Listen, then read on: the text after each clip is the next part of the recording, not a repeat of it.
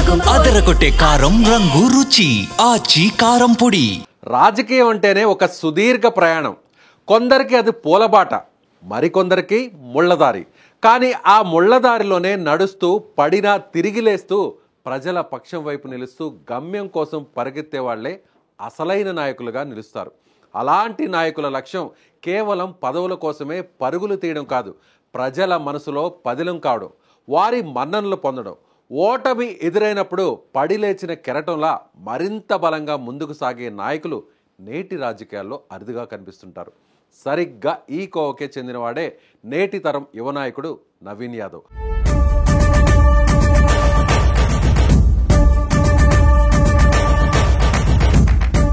15 ఏళ్ల పాటు ఇదే పట్టుదలతో పోరాడారు నవీన్ యాదవ్. ఆయనకు ఎన్ని ఎదురు దెబ్బలు తగిలినా ఆయన ఆశయం మాత్రం చెక్కు చెదరలేదు. నేడు జూబ్లీ హిల్స్ ఉప ఎన్నికల్లో విజయం సాధించి తన జీవితంలో మొదటిసారి గెలుపు రుచి చూశారు. ఓటమికే ఓటమిని నేర్పిన నాయకుడు ది వారియర్ నవీన్ యాదవ్ రాజకీయ పోరాట ప్రస్థానం గురించి ఈ వీడియోలో తెలుసుకుందాం.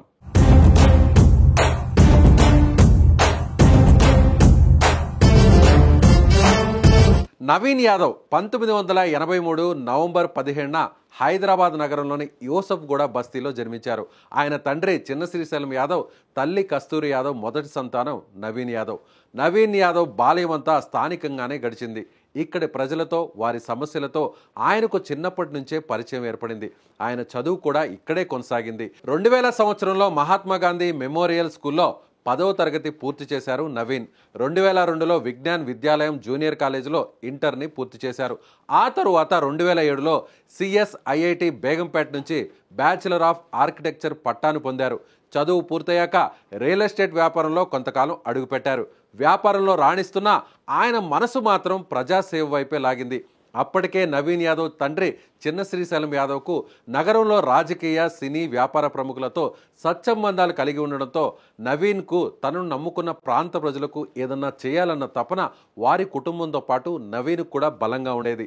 అలా రాజకీయాల్లోకి రాకముందే నవీన్ సామాజిక సేవలో చురుగ్గా ఉండేవారు. ఆయన నవ యువ నిర్మాణ్ అనే స్వచ్ఛంద సంస్థను స్థాపించారు. ఈ సంస్థ ద్వారా ఎంతో మంది నిరుద్యోగ యువతకు ఉపాధి శిక్షణ కార్యక్రమాలను నిర్వహించారు. వారికి ఉద్యోగ అవకాశాలు కల్పించేందుకు కృషి చేశారు. పదవిలో లేకపోయినా ప్రజల మధ్య ఉంటూ వారికి అండగా నిలిచారు నవీన్.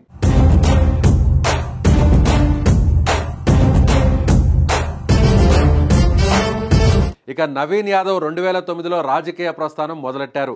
యువ నాయకుడిగా స్థానికంగా అందరికీ అందుబాటులో ఉంటూ వారి సమస్యల కోసం పోరాటం చేసేవారు. 2014లో MIM తరపున జూబ్లీ హిల్స్ అసెంబ్లీ నియోజకవర్గం నుంచి ఎమ్మెల్యేగా పోటీ చేసి 2వ స్థానంలో నిలిచారు. జూబ్లీ హిల్స్ ఓల్డ్ సిటీలో లేకపోయినా MIM తరపున పోటీ చేసిన నవీన్ 2వ స్థానంలో నిలిచి హైదరాబాద్ సిటీ పాలిటిక్స్లో ప్రత్యేక ఆకర్షణగా నిలిచారు. ప్రధాన పార్టీల నుంచి పోటీ చేయాలని నవీన్ ప్రయత్నించినా వారి కుటుంబ వ్యతిరేక వర్గం నుంచి టికెట్ రానివ్వకుండా అడ్డుకోవడంతో 2018లో జూబ్లీ హిల్స్ స్వతంత్ర అభ్యర్థిగా పోటీ చేశారు నవీన్. ఈ ఎన్నికల్లో దాదాపు 20,000కు పైగా ఓట్లను సాధించడం విశేషం.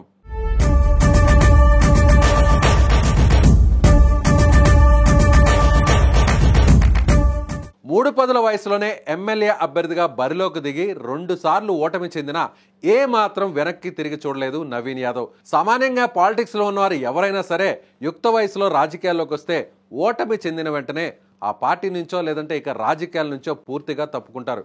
కానీ నవీన్ యాదవ్ తత్వం వేరు. ఆయన ఓడిన ప్రతిసారి నిరాశ చెందలేదు, ప్రజలకు ఏ మాత్రం దూరం కాలేదు. నిత్యం వారి పక్షాన నిలుస్తూ ప్రజా పోరాటం కొనసాగించారు. అలాగే ప్రతి ఓటమిని ఆయన ఒక పాఠంగా తీసుకున్నారు. ఎక్కడ తప్పు జరిగిందో విశ్లేషించుకున్నారు. గెలిస్తే సేవ చేస్తాను అని ఆయన చెప్పలేదు, గెలిచినా ఓడినా మీతోనే ఉంటాను అని నిరూపించారు. ఆయన ఓటమి ఆయన ప్రజలకు మరింత దగ్గర చేసింది. ఆయన ఓపిక, ఆయన పట్టుదల ప్రజలను ఆకట్టుకున్నాయి. తిరిగి 2023 అసెంబ్లీ ఎన్నికల్లో స్వతంత్ర అభ్యర్థిగా జూబ్లీ హిల్స్లో నామినేషన్ వేశారు నవీన్ యాదవ్. అప్పటికే నవీన్ యాదవ్ సుదీర్ఘ పోరాటాన్ని, స్థానిక ప్రజల్లో ఆయనకున్న పేరును కాంగ్రెస్ పార్టీ గుర్తించింది. అప్పటి TPCC అధ్యక్షుడు రేవంత్ రెడ్డి పిలుపుతో నామినేషన్ను విత్డ్రా చేసుకున్న నవీన్ కాంగ్రెస్ పార్టీలో చేరి అప్పటి కాంగ్రెస్ పార్టీ అభ్యర్థి అయిన మాజీ క్రికెటర్ అజరుద్దీన్ను బలపరిచారు.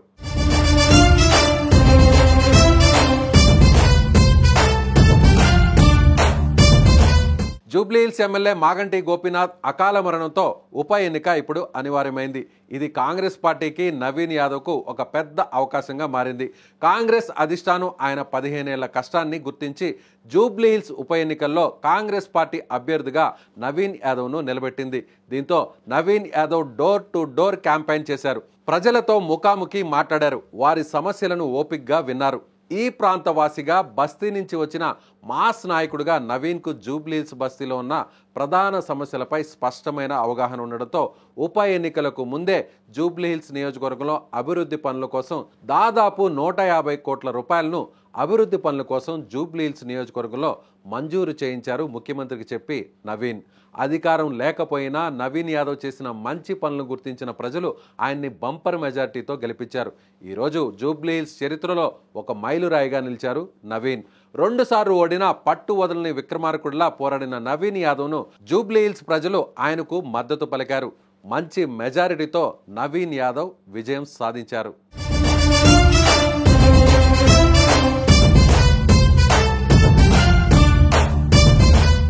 ప్రతి ఓటమి తర్వాత నవీన్ యాదవ్ ప్రజలకు మరింత దగ్గరయ్యారు. ప్రజల ఆశలను మోస్తూ మరింత బలంగా పోరాడారు. ఈ విజయం ఒక్క రోజులో వచ్చింది కాదు. 15 ఏళ్ల ఓపికకు, సహనానికి, ప్రజల పక్షాన నిలిచినటువంటి ధైర్యానికి, అలుపెరుగని పట్టుదలకు, నిరంతర ప్రజాసేవకు దక్కిన ఫలితం. ఈ ఘన విజయం ద్వారా నవీన్ యాదవ్ ఒక సత్యాన్ని ప్రపంచానికి చాటి చెప్పారు. రాజకీయాల్లోనో జీవితంలోనో పడినప్పుడు నిరాశ చెందకూడదు. ఓటమిని చూసి ఏమాత్రం భయపడకూడదు. మీకు ఓపిక, పట్టుదల, ధైర్యం ఉంటే, లక్ష్యంపై నిజమైన పట్టుదల ఉంటే ఈ రోజు కాకపోయినా రేపైనా సరే విజయం తప్పకుండా మిమ్మల్ని వెతుక్కుంటూ వస్తుంది.